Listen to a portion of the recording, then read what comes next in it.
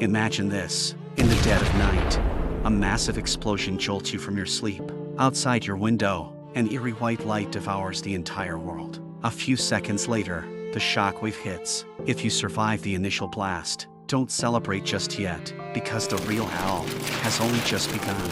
An invisible force is about to peel your life away, from the inside out, inch by inch. This isn't a sci-fi movie. Today, we start with a story so real it's heartbreaking, to tell you how to fight for your life after a nuclear bomb detonates. Our story begins on September 30th, 1999, at a nuclear fuel processing plant in Tokaimura, Japan. There, a 21-year-old technician named Hisashi Ouchi, during a procedure involving a critical amount of uranium, saw an eerie blue flash. That light was Cherenkov radiation, produced when the air is ionized by intense neutron radiation. It was also the most fatal omen of his life. In that single moment, he was exposed to an estimated 17 sieverts of radiation, a dose nearly 1,000 times the annual legal limit for an average person, and more than double the lethal dose. He collapsed instantly. In the first few hours at the hospital, he was conscious, even able to joke with the nurses. Inside his body, however, an avalanche of decay had already begun. When doctors examined his chromosomes,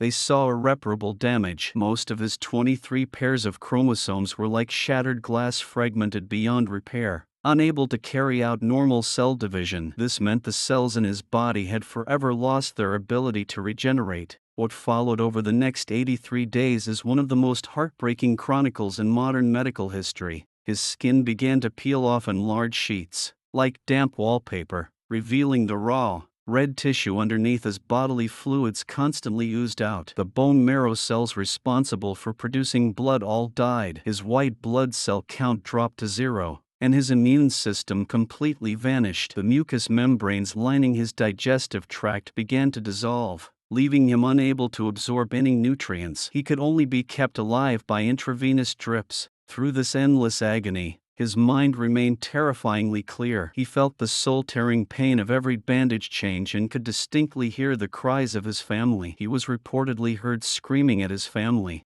"I am not guinea pig." Yet, driven by his family's desperate hope for him to live, the medical team used every means possible to keep his tormented body alive. Until the 83rd day, after suffering cardiac arrest, he finally died of multiple organ failure. Many people might wonder, how can a single flash of light completely destroy a living person from the inside out? What terrifying power was hidden in that blue light? What kind of force can override the restorative abilities our bodies have evolved over millions of years, and completely obliterate the most fundamental order of life? To understand this tragedy, we must become detectives. We need to take out a magnifying glass and track down the invisible culprits that penetrated his body, the microscopic bullets capable of shattering genes. What we commonly call nuclear radiation is primarily high-energy ionizing radiation. Like alpha, beta, and gamma rays, you can think of them as billions of invisible, microscopic bullets fired at the speed of light. When these bullets enter the human body, they violently collide with and sever the molecular structures within our cells. Their most critical target is our DNA. DNA is the blueprint of life. It instructs our cells on how to divide, how to repair, and how to perform their specific functions. And nuclear radiation is a paper shredder that tears this intricate blueprint to pieces. Once DNA is massively damaged, cells descend into chaos. They either die immediately or, when they attempt to divide, produce deformed, useless new cells. This is the essence of acute radiation syndrome, or ARS. The fastest dividing cells in the body are the first to suffer. This explains everything Hisashi Ouchi went through.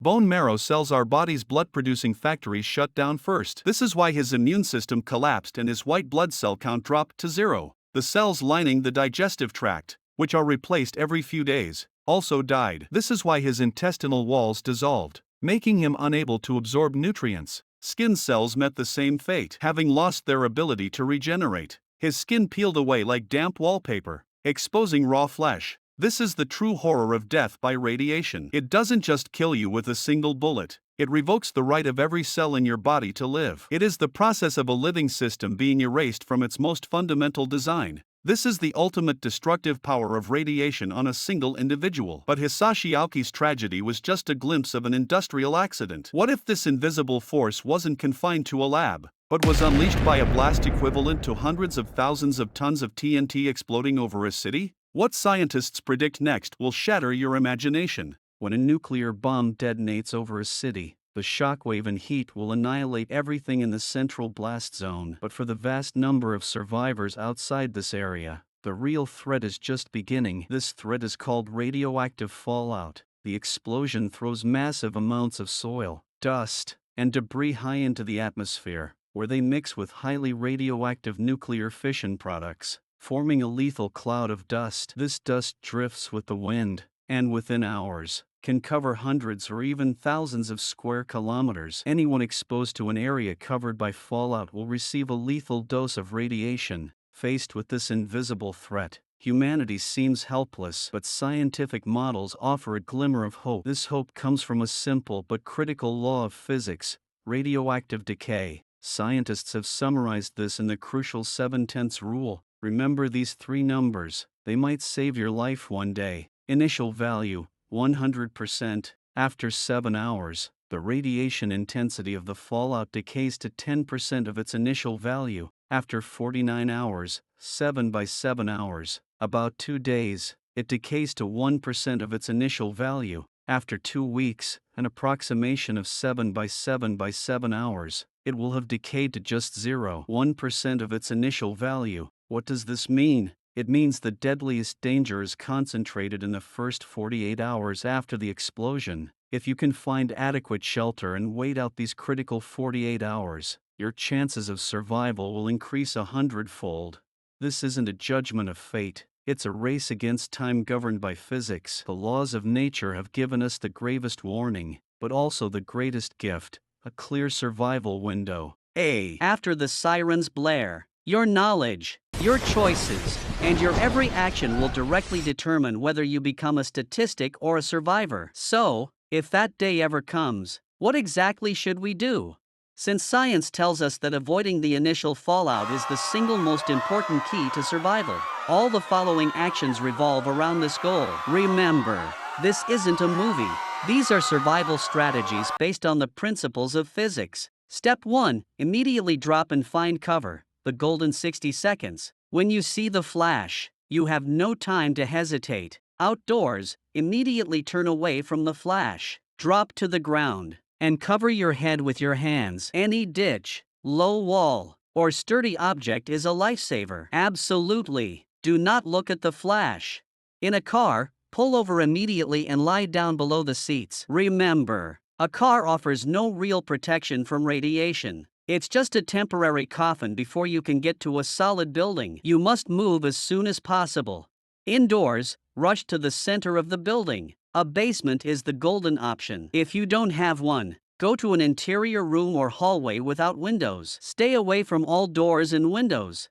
Step 2. Seal your ark. Decontaminate, the critical 48 hours. The shelter you choose is your ark for the next 48 hours. Core principles: seal and decontaminate. Seal, turn off all air conditioners and ventilation systems. Use duct tape, plastic sheets, wet towels, whatever you can find to seal all cracks around doors, windows, and vents to prevent outside fallout from getting in. Decontaminate, if you think you were exposed to fallout, you must immediately remove all outer layers of clothing upon entering the shelter. Seal them in a plastic bag and place it in the corner farthest from you. If possible, wash your skin and hair thoroughly with soap and water. Step 3. Stock up and wait for rescue. Surviving for 14 days. Stay inside your safe zone for at least 48 to 72 hours, or even longer, until you hear from an official broadcast that it's safe to go outside. Core principle: have at least 14 days of supplies ready. Supply checklist: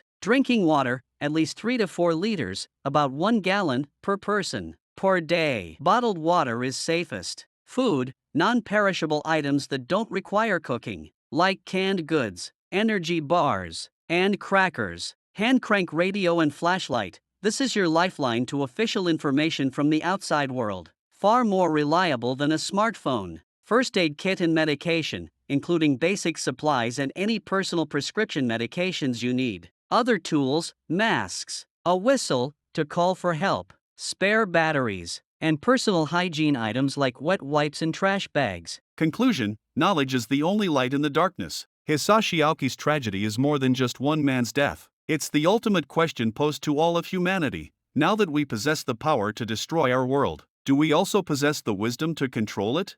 We're sharing this knowledge today not to spread fear, but for the exact opposite reason, because knowledge is the only weapon we have against the unknown. If you found this information valuable, please share it. Let more people know that in the face of unimaginable disaster, we are not entirely helpless. Finally, we leave you with one question: do you think humanity can ultimately avoid pushing that button? Leave your answer in the comments below.